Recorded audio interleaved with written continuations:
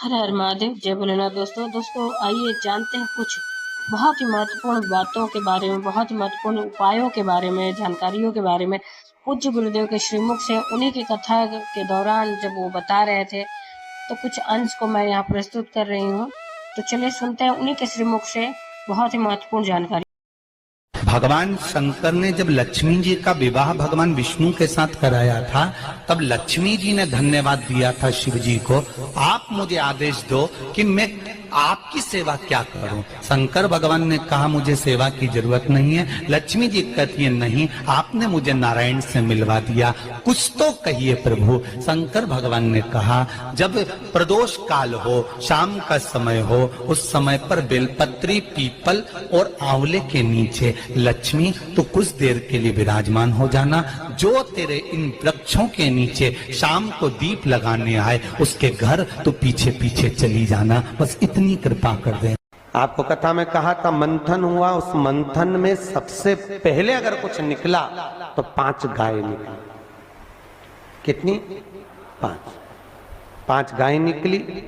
और पहली गाय नंदा, दूसरी सुभद्रा, तीसरी सुरभि, चौथी सुशीला, 5वीं बहुला। ये 5 गाय निकली थी। और उन 5 गौ माता के निकलने पर गाय को प्रकट क्यों किया?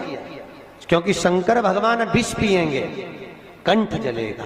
कंठ की जलन को अगर कोई रोक सकता है तो गौ माता का दूध रोक सकता है। गौ माता का दूध कंठ की जलन को। जब गौ माता प्रकट हुई तभी उसी समय पर अष्टलक्ष्मियों का प्राकट्य हुआ। और अष्टलक्ष्मियां, पहले आदि लक्ष्मी, दूसरी धन लक्ष्मी, तीसरे नंबर पर है धान्य लक्ष्मी, चौथे नंबर पर है गज लक्ष्मी, 5वें नंबर पर है सनातन लक्ष्मी, 6ठे नंबर पर है वीरा लक्ष्मी, 7वें नंबर पर है विजया लक्ष्मी और 8वें नंबर पर है विद्या लक्ष्मी। ऐसी 8 लक्ष्मियां प्रकट हुई। उन 8 लक्ष्मियों में से घर में अगर हम पूजन करते हैं तो हमारे यहाँ हम श्री लक्ष्मी की पूजन करते हैं। कौन सी लक्ष्मी की पूजन करते हैं? श्री लक्ष्मी। दुकान पर जिस दिन दीपावली का दिन रहता है, ऑफिस में, दुकान पर अगर हम लक्ष्मी की पूजन करें तो विजया लक्ष्मी की पूजन करना चाहिए। कौन सी लक्ष्मी? विजया लक्ष्मी। विजया लक्ष्मी का मतलब जानते हो? जब दुकान पर, ऑफिस में दिवाली के दिन पूजन करो तो 5 कमलगट्टे, कमलगट्टे जानते हो? ऐसे काले काले आते हैं, किराने की दुकान पे मिलते हैं। 5 कमलगट्टे, 5 हल्दी की गट्ठान, 5 धने के दाने, धने के दाने, 5 हरी मूंग के दाने एक लाल पोटली में बांधकर विजया लक्ष्मी के नाम से ऑफिस में रख देना चाहिए। जिंदगी में कभी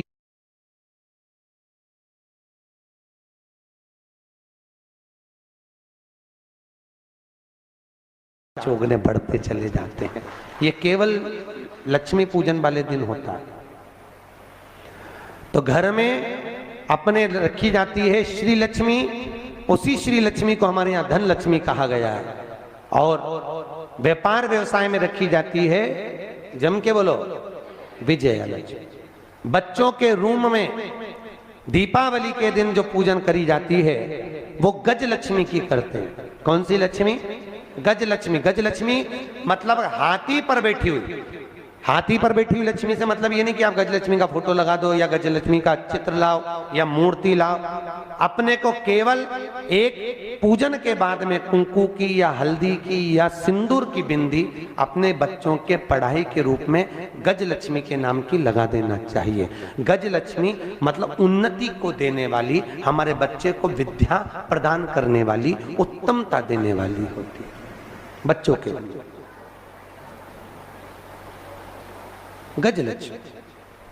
हाँ, किसी व्यक्ति से धन लेना है, संपदा लेना है, वो नहीं दे रहा तो हमारे यहाँ सनातना लक्ष्मी का पूजन किया जाता है। कौन सी लक्ष्मी?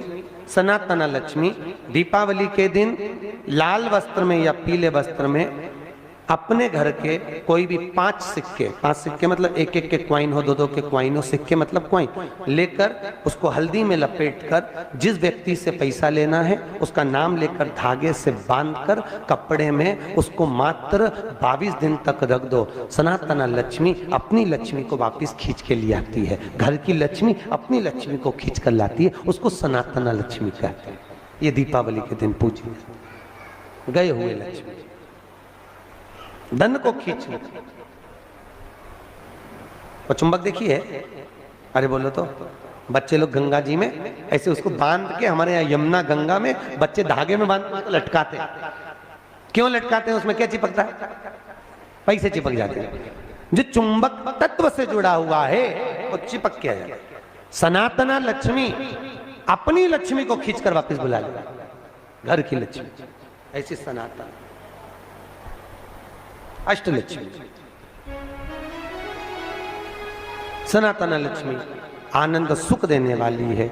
उसी तरह जब व्यक्ति के जीवन में बहुत ज्यादा कोई रोग उत्पन्न हो गया हो, बहुत बड़ी बीमारी हो गई हो, डॉक्टर बोल रहे हो कि इसका बचना मुश्किल है, ये अब बहुत ज़्यादा तकलीफ में है और आप चाहते हो कि इसको रहना चाहिए, समय इसका निकलना चाहिए, तो वीरा लक्ष्मी की पूजन की जाती है।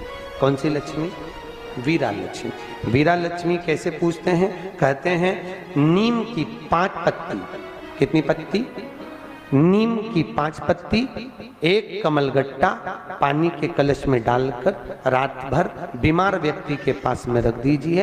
वीरा लक्ष्मी के नाम से 7 बार उतार कर नीम के पेड़ के नीचे से डाल दीजिए। उस व्यक्ति को कष्ट नहीं होता और वो धीरे धीरे स्वस्थ होना चालू हो जाता है। अगर कोई बड़ी बीमारी है तो भी, कैंसर जैसी बीमारी में भी इसको प्रयोग कर सकते। वीरा लक्ष्मी। बोल लक्ष्मी महारानी की। लक्ष्मी सबसे ज्यादा प्रसन्न कौन से दिन होती है? जम के बोलिए जरा।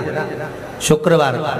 तो शुक्रवार को लक्ष्मी सबसे ज्यादा प्रसन्न क्यों होती है? उसका प्रसन्न होने का कारण क्या था? लक्ष्मी जी के 2 भाई थे, दोनों की शादी नहीं हो रही थी, दाता और विधाता, दोनों का विवाह नहीं हो रहा। और दाता विधाता के लिए लक्ष्मी बड़ी परेशान थी। रोज नारायण से कहती थी, प्रभु कुछ कृपा करिए, दाता विधाता का विवाह नहीं हो रहा, उम्र होती चली जा रही है, इनका कुछ करिए प्रभु, आप नारायण आप कुछ तो कर सकते हो। भगवान नारायण ने तब लक्ष्मी से कहा, एक काम करो, बेलपत्री के पेड़ के नीचे बैठकर लक्ष्मी तुम अनुष्ठान करो तुम्हारे भाइयों के विवाह के लिए। इसलिए आज भी हमारे हिंदू धर्म की रीति है कि बेलपत्री के पेड़ के नीचे शाम के समय लक्ष्मी का वासा होता है। इसलिए लोग इस बेलपत्री के पेड़ के नीचे तुम्हारा रात्रि को, शाम को 6 बजे से लेकर रात्रि को 8 बजे तक तुम्हारा निवास होगा। जैसे पीपल के पेड़ में देवताओं का निवास, आप लोगों ने यदि पद्म पुराण पढ़ी होगी या सुनी होगी तो उसमें स्पष्ट कहा है। पीपल के वृक्ष की गणना ध्यान देना, पीपल के वृक्ष में सुबह 4 बजे से लेकर 7 बजे तक ब्रह्मा जी का वासा होता है।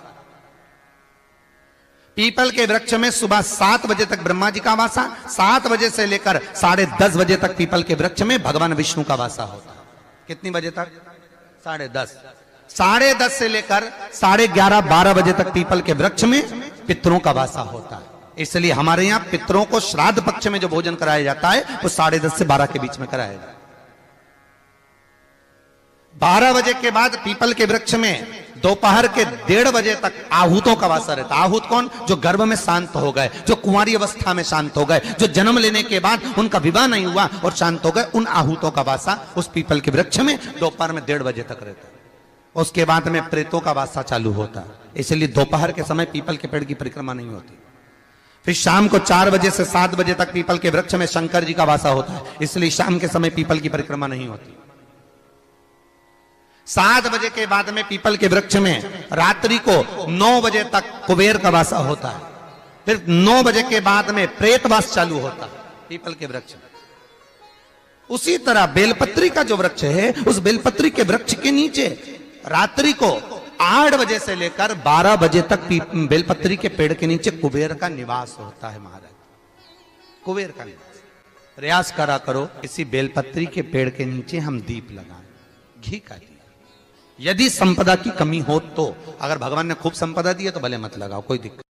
महामृत्युंजय मंत्र का यदि आप जाप करते हो और आपको मालूम पड़ गया कि शरीर में मुझे ये रोग हो गया है, मुझे शुगर हो गया है, मुझे बीपी हो गया है, मेरा ब्लड प्रेशर ऊंचा नीचा रह रहा है, कोई भयंकर रोग, मेरे रिश्तेदार को कोई कैंसर जैसा रोग हो गया, किसी को कोई थायराइड हो गया, किसी को कोई किडनी और लीवर में सूजन हो गई, किसी को कहीं किडनी और लीवर में तकलीफ हो गई। तो शिव महापुराण की कथा कहती है, नवग्रह शिव महापुराण की कथा कहती है कि बेलपत्री के वृक्ष के नीचे महामृत्युंजय मंत्र का जाप जो शुक्रवार की शुक्रवार घी का दिया लगा कर करता है, उसके रोग बाबा देवाधिदेव महादेव समाप्त करते चले जाते हैं। ये संजीवनी मंत्र शुक्रवार के दिन भगवान शंकर को शुक्र को दिया था, इसलिए उसकी प्रधानता है। तो उम्मीद करते हैं जानकारी आपको अच्छी और उपयोगी लगी होगी। अगर अच्छी और उपयोगी लगी तो एक लाइक छोटा सा अवश्य करिए। आप पहली बार मेरे चैनल पे आए तो मेरे चैनल को सब्सक्राइब करिए, बेल नोटिफिकेशन अवश्य दबाइए जिससे आने वाले वीडियो आपको समय से प्राप्त होते हैं। दोस्तों कोई भी प्रश्न या सुझाव कमेंट बॉक्स में लिख सकते हैं।